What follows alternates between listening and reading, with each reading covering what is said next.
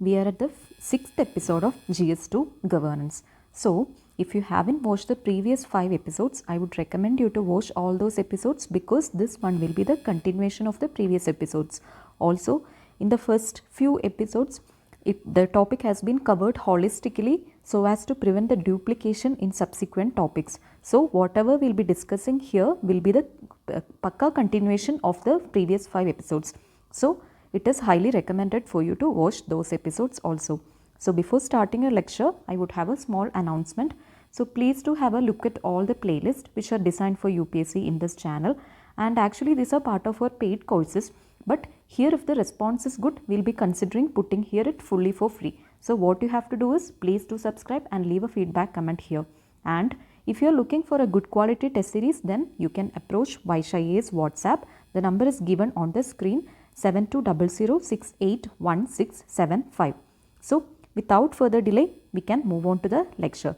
So, the topic we have to discuss today is about good governance, the aspects, transparency, accountability, all those dimensions we will be discussing in this lecture, and this is the part 1 of this topic. In the next part, we will be discussing about e-governance, citizens charter, etc.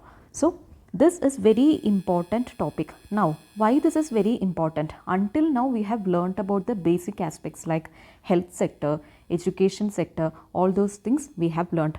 But to give a flavor to those topics while writing the answers, you have to know well about these topics because this is like a overall topic and you can use the details or you can use the information from this topic to substantiate or to improve the presentation of your answer. So, this topic is very important. Okay. So, let's move on to the introduction. What is good governance? To get an overview. So, it is the process of decision making and the process by which decisions or outcome an outcome of administrative and political action is being discussed. So, it can have different aspects. So, governance, it is basically the process of decision making. By logic itself, we can understand governance means someone is governing us. So, the state is taking the responsibility of governing the citizens. So, state is indirectly making decisions for the functioning of the state or for the functioning of the citizens in a well-being manner. So, it can have various dimensions also. Corporate governance is there, international governance is there, national governance, local governance, all those things are in place. Okay. Then, World Bank definition. What is the, see, this types of reliable points also you can use in introduction part. When some question comes on good governance, you can use such points also. So, how does World Bank define good governance? It is defined as the manner in which power is exercised in the management of a country's economic and social resources for the development. So, World Bank, it is viewing the good governance or the principle of governance in a social aspects. So, it is linking the good governance to social justice. Okay. So, World Bank is telling that governance should be in such a way that the economic resources, the monetary resources and other social resources like education, health, etc. that should be used in a manner that it benefits the social welfare of the state. So, that is the World Bank definition. Then again, UN says some important aspects of good governance. Those are the governance framework of a state. It should be participatory. It should be allowing all the people to participate one way or the other or directly or indirectly. It should have the participation from all the sections of society. Then it should be consensus oriented. That means there shouldn't be any conflict. No one should be left behind. Or the opinions of all the people should be taken into concern. Then it should be accountable because here in democratic societies, we are electing our representatives and we are, on behalf of us only, they are ruling over us. So, they have to maintain some accountability and responsibility towards us. Then, transparency. Transparency, we are paying taxes. So, we have to get such services from the state. So, transparency is also one important aspect of good governance. Then, responsive. Responsiveness is the main issue plaguing India. Because all our grievance redressal system, be it the judicial system or be it other administrative bodies, those are not being responsive to the potential it has. Okay. Then effective and efficient. So, even though many schemes are coming, it is doubtful if it is effective, if it is getting a positive spillover to the targeted sessions. Then efficiency is also one important problem. Whatever funds we are using, are we productively using it, or are we productively using the potential of our state? So that becomes a question. Then the governance should be equitable and inclusive. Then it should follow the rule of law. So no one is above the other. All are equal before the eyes of law. So this is the introduction about good governance. Okay. Then there are some dimensions for good governance. See, you can use a diagram kind of thing when some dimensions is asked, or you can even use in other questions also. Like this, there is a diagram: consensus oriented, accountable, transparent, responsive, equitable and inclusive, effective and efficient, then rule of law. So this is a diagram kind of thing which you can use. Okay.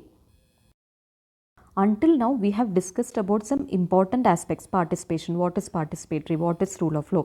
So now we have to learn how we can apply it in a mains perspective. When some question is asked, how you can link to other topics so that you can give this answer a mains perspective.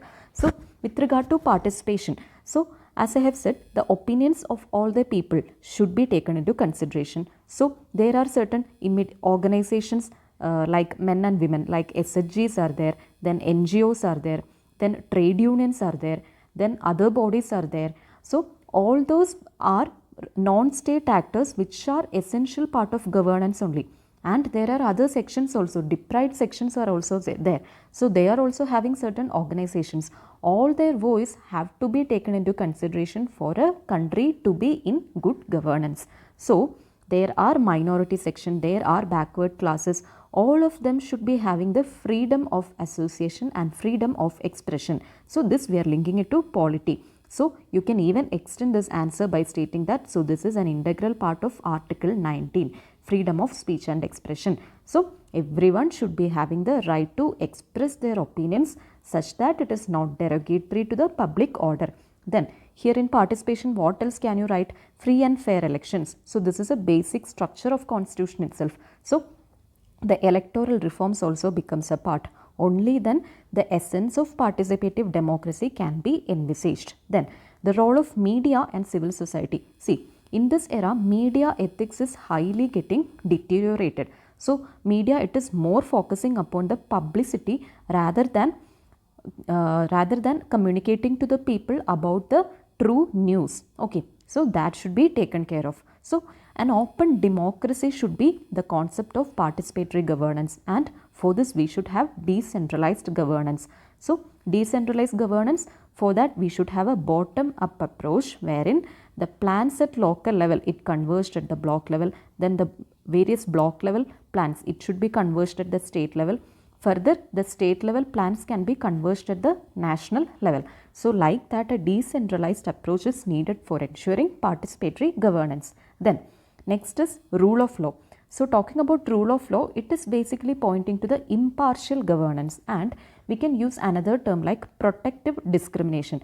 So rule of law, it is incorporating the concept of equity also. So to ensure equity, we should be having reservations, because all people are not getting equal choices and opportunities. So the people who are getting less number of choice and opportunities, they should be supported more. That is the concept of equity. For that, we have to discriminate them.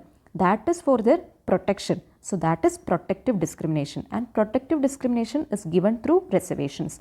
And to establish the rule of law, politics with principles has to take place, not criminalization of politics. See, in the present government, or over a period of time from 2011 to 2019, the percentage of MPs with criminal background has increased over a period of time from 24% to current 43% is the percentage of MPs or parliamentarians with criminal background. So with nearly half of the parliamentarians having a criminal background, how can you establish a rule of law? Even they will be trying to escape from the law. Okay, so for establishing rule of law, we should have politics with principles. Okay, and that is also a part of constitutional morality. Okay, so next is consensus oriented. So what do you mean by consensus oriented? through consensus we doesn't mean that all the people, see, India is a diverse population, so it is impractical for everyone to get their concerns done. See, by consensus oriented, what we mean is that it is a common minimum. So there is a common minimum needs and concerns and wishes for every people living in this society, and that should be achieved by consensus. That is the motto of consensus. So this you can link to parliamentary ethics also. In parliamentary ethics, while you are learning polity, that you can link with consensus orientation. This parliamentary system, which is basically bedrocked upon consensus based governance, is getting implemented. That is a question, because intra-party democracy is lacking in India. So that is one factor, and this common minimum, it should be achieved in such a manner that the coexistence, the unity and integrity of the nation is to be established. So in such a manner, the common minimum standards is to be achieved via consensus. Then equity and inclusiveness. So by equity and inclusiveness, you can link this to upward social mobility. So everyone is getting that social mobility, so that everyone can lead a life with dignity and everyone is having the right to livelihood. And it is a targeted approach, because here we are targeting the vulnerable sections and deprived communities. They can be made inclusive. So this here you can include the aspects of economics also, wherein you can include financial inclusion as a point. Then next point is effectiveness and efficiency.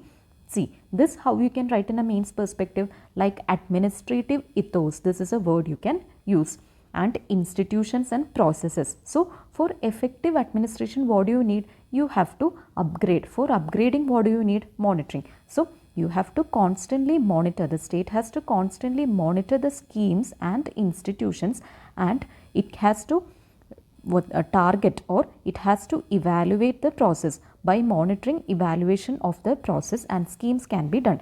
After evaluation, the problem areas can be brought into light.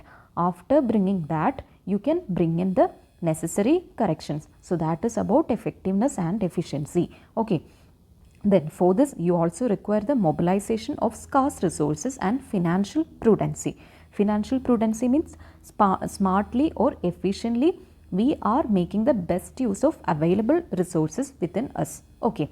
So that is the first few dimensions. Then next is important dimension, accountability. Accountability, you can link it with many aspects, because India is following a democracy, parliamentary system, etc. So you can link it with every aspect, and it is the very essence of representative democracy, because in the preamble itself we are telling that people is the source of power for the constitution. See, constitution is guiding the people, and the constitutional provisions, it is being implemented by L, E and J, that is legislature, executive and judiciary organs of the state. They are on behalf of the constitution, they are ruling the people or the citizens, but this constitution itself, it derives power from the people. That is told in preamble. So whom indirectly to people they are accountable, the state is accountable to people, so that has to be achieved. And for this accountability, you can use judicial activism. Over a period of time, the role of judiciary has been very inherent, or it has been very crucial in ensuring this accountability. In this, the important one is Keshavananda Bharati case, in which the judiciary took a very landmark step in establishing the basic structure doctrine, which prevents the basic ideals of constitution being getting detrimental. Okay.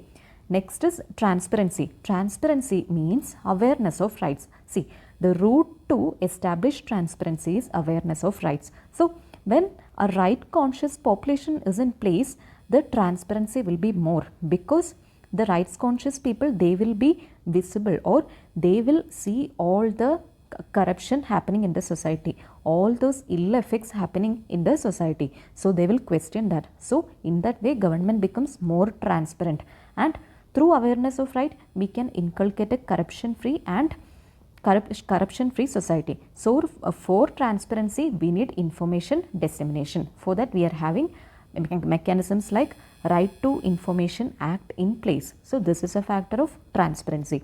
Then responsiveness. See, in responsiveness, it is dealing with the faster grievance redressal. So, there is a motto like justice delayed is justice denied. So, delayed justice can't be always true or can't be always beneficial. So, in the right time, we have to provide the justice to the required people. So, how can you bring in responsiveness? By lessening the amount of judicial pendency. See, in India, a case takes so many years to complete. So, by reducing this judicial pendency only, we can bring in that responsiveness, and we can incorporate the aid of ICT technologies and governance also. Like that, we can bring in more responsiveness too. Okay. So, next is, what are some constitutional and international references which is pointing to good governance aspects. So, that will be discussing here. So, in preamble itself, it is telling that sovereign, socialist, secular, democratic republic is the nature of Indian republic. So, republic means it is the elected head. So, with the elected head, why do we need an elected head rather than a monarchy? So, elected head means it is accountable and it is responsive to the people. Then democracy, democracy we need for ensuring the participative governance. Then secular, secular we need to ensure the peace and welfare of the people. Then socialist, socialist we need to ensure that private and public sector are coexisting and the issues like commercialization of health sector are not in place, so that there should be an efficient balance between the public sector and private sector. Then next is sovereign. Sovereign means there is no external authority to rule upon us. India is having its own mechanism for the administrative framework. So, that is about sovereign. So, these all points to good governance only and the dimensions of good governance. Okay. Then next is this concept of welfare state, which is told in DPSP. That is also pointing to welfare state. That is also pointing to the concept of good governance only. Next is fundamental rights.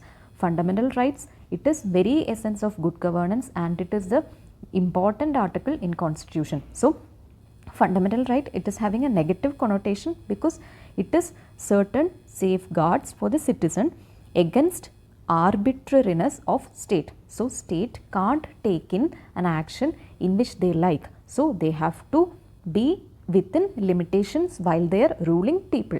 So, that is one thing. Then next is in sustainable development goals, goal number 16 in specific, it talks about the governance, inclusion, participation, rights and security. So, this is one value addition point which you can use. Okay.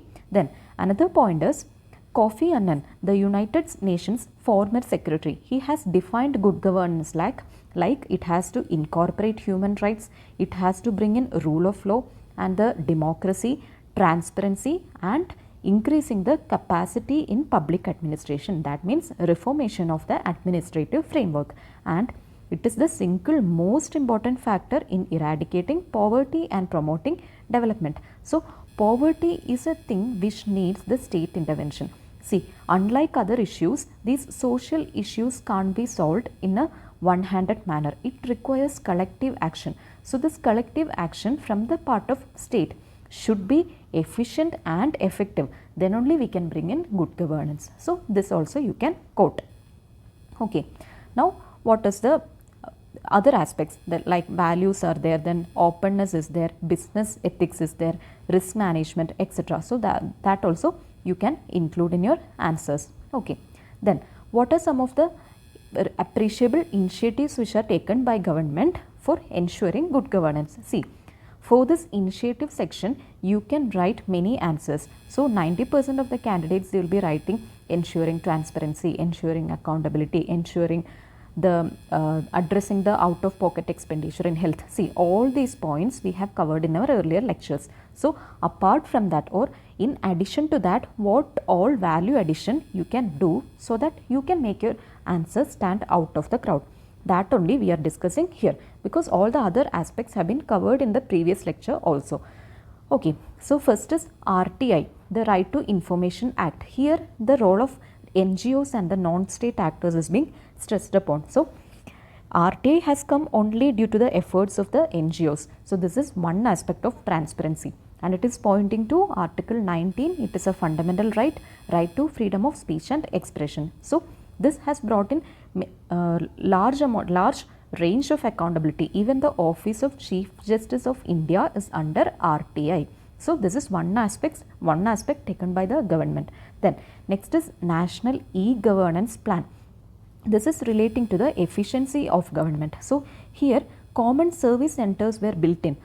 Why? Because most of the India lives in rural areas which are digitally illiterate. So for them to avail the services, some sort of link has to be established, and that link is the common service center.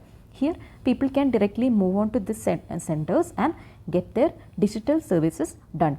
So this is dealing with digital inclusion, and it is of the motto of minimum government and maximum governance. So people are becoming less, and we are routing the governance through these digital channels, so that minimum government is there and maximum governance is there in terms of efficiency. Then next initiative is, over a period of time government has taken steps to upgrade the laws. That means government has taken some steps so that it can remove some obsolete laws, like there are some British colonial era laws. Those things government has done away with. Also it has brought in new laws in line with new age challenges, and it has done many legal reforms also.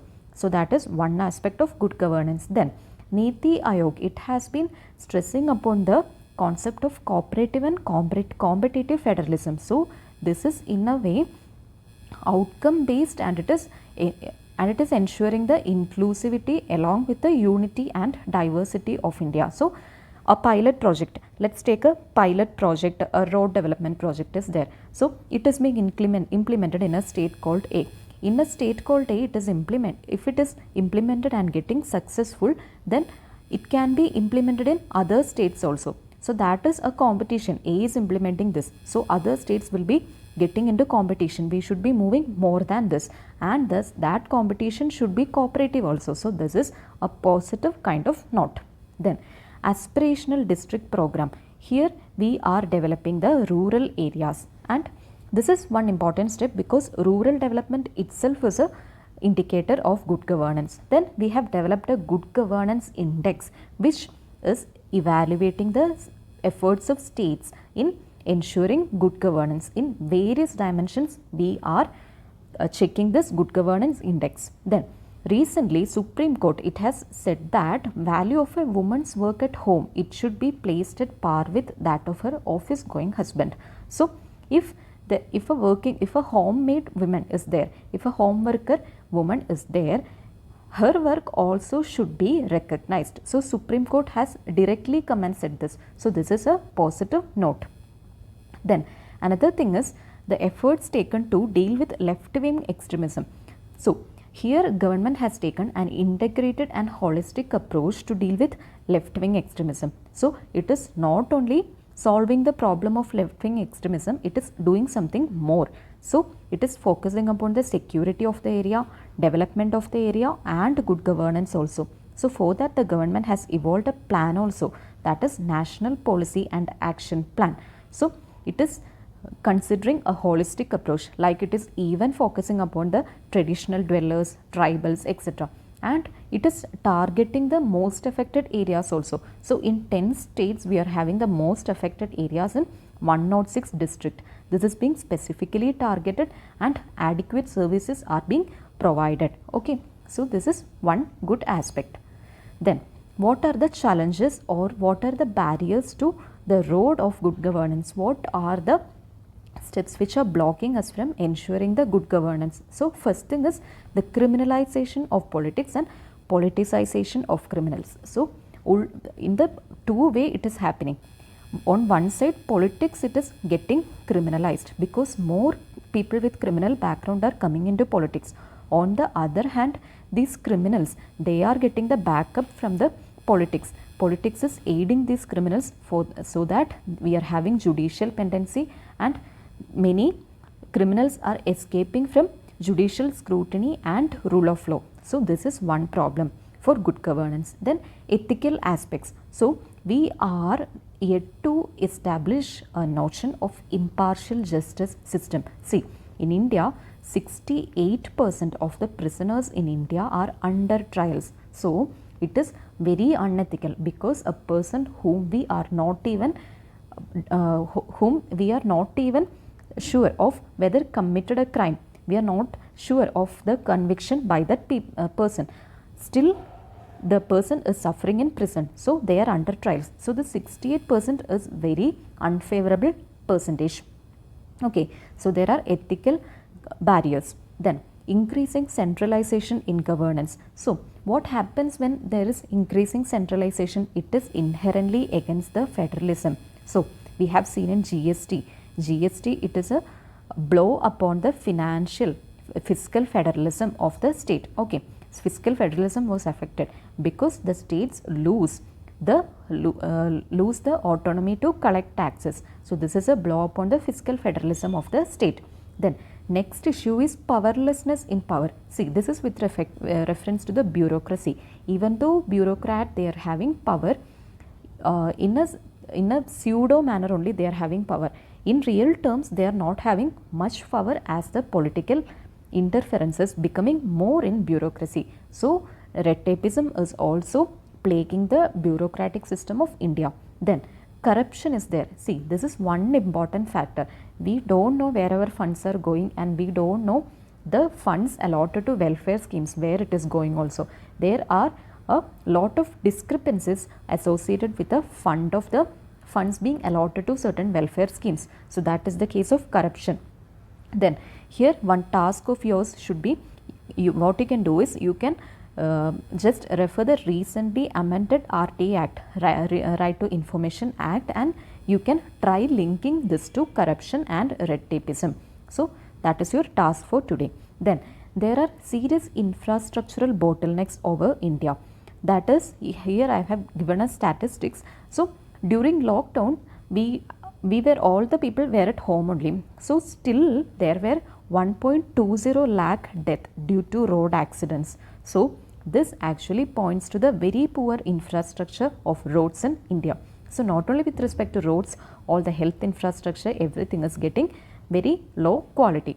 So this is one data point which you can use. Then Swami Vivekananda, he has told about the barriers for good governance. So it is impossible to think about welfare of the world unless the condition of women is improved. So whenever some gender aspect of good governance comes, you can use this point. So he has said that it is impossible for a bird to fly on only one wing. So gender inequality is being told. So India, it can't develop without the gender parity. All the genders, not only women and men, also the LGBTQ community and all the other genders. So gender parity is a must for any nation to strive to excellence. Okay, that is one aspect. Then what are all the way forward, or what other steps can be taken to ensure good governance? So first is, we can bring in some criminal justice reforms, because in this area we are having many discrepancies. The police reforms etc. needs IPC, CRPC etc. So these things are actually not upgraded. So we can try upgrading it and updating it.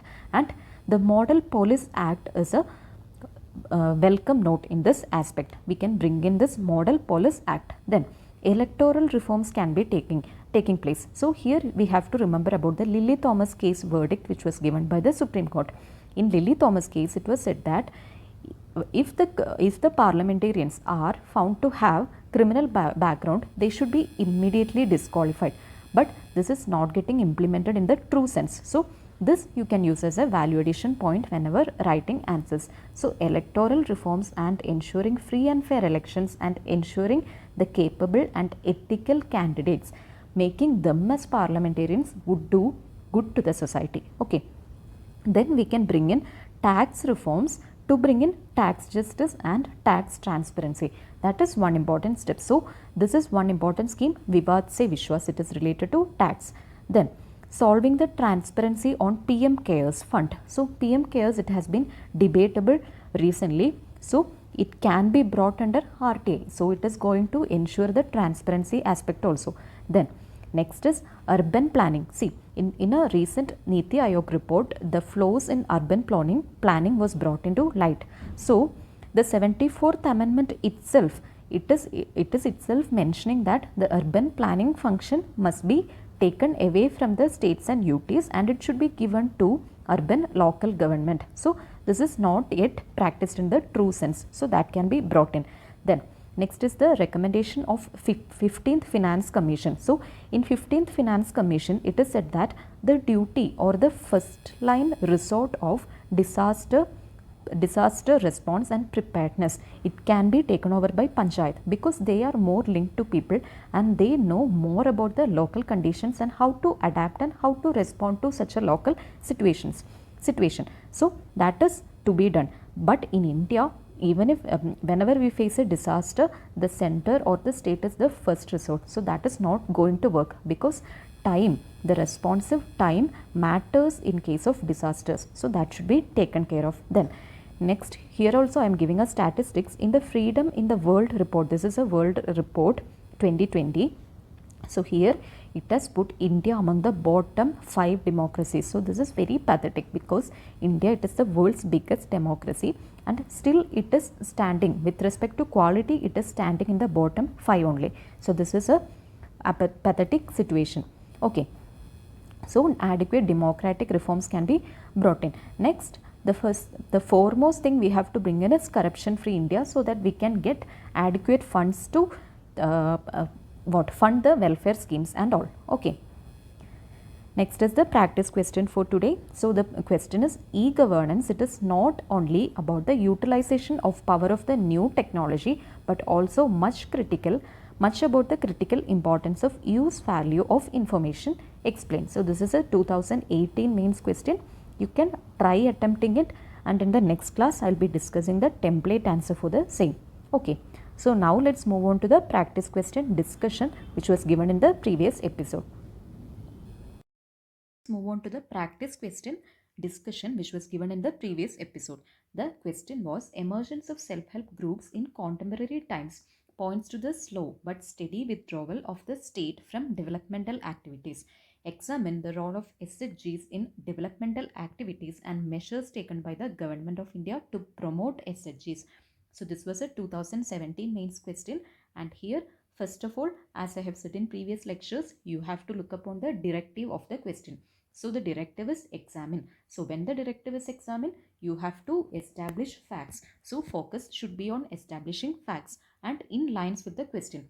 Since the question is supporting the fact that SHGs are an integral part of development, you also have to support that fact. But you have to address the other side of the question, but that should be very minimum. Okay, so let's move on to introduction. So an introduction would be like, success of SHG in poverty alleviation programs of Bangladesh inspired rural India, and also it resulted in non-state actor led mobility. So here you are bringing in mobility keyword, and also you are bringing in a fact that the concept of SHG is taken from Bangladesh and it has been a success. So this is done with introduction. Okay, then moving on to the body part. The first part of the question, what is the role of self-help group in development? So particularly rural development is more associated with self-help group. So first is financial stability. So how does we ensure financial stability? Savings culture was brought in. Then self-sufficiency. Then access to formal credit, because in those areas banks are very minimum. So there is an alternative channel to banks, that is self-help group. These people won't have to move to money lenders. Okay, so that is one point. Then next is women-led development. See, SHG, it is dominated by women. So many women groups are there. So what they can do is, their skills like cooking, stitching, food processing, etc. are getting value added, and they can commercialize that. So here you can quote case study example Kudumbashree of Kerala. Then next is coherence with constitutional ideals. So since we have to give a varied approach or multi-dimensional approach, you can bring in the constitutional ideals also.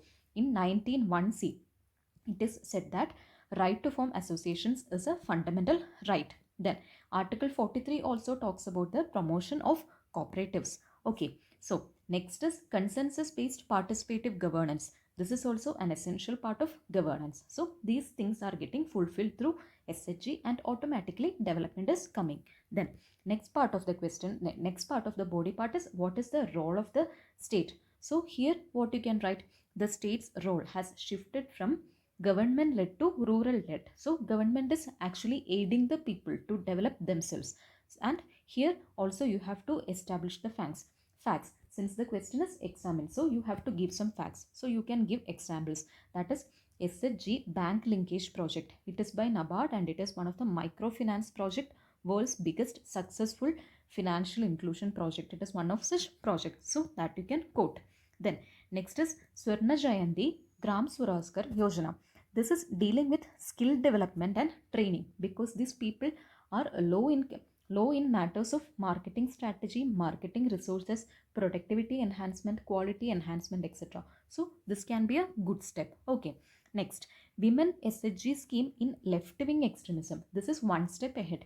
Here holistic development is there, because left wing extremism is targeted and women are targeted. Okay. So this is another good scheme from the part of government. Okay. Now moving on to the suggestion part. Since in examine directive we have to address some problems, or we have to address the other side also, we have to incorporate it in suggestions part. In suggestions we are giving suggestions, no.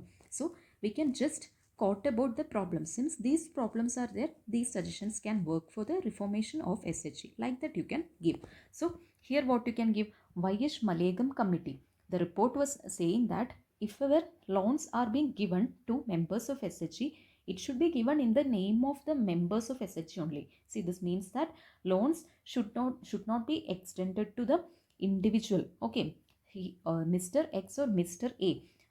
Like that, the loans shouldn't be extended. The loan is given to the person since he is a member of that particular SHG. So we can curb the issue of ghost borrowers in SHGs. Okay. Next is administrative steps can be taken from the part of government to bring in more export potential and more transparency with respect to SHG. Already they are having financial crunch, so grant in aids can be given. Then proper regulatory framework can be brought in. So these are the steps that can be taken to reform and increase the potential of SHGs. Okay.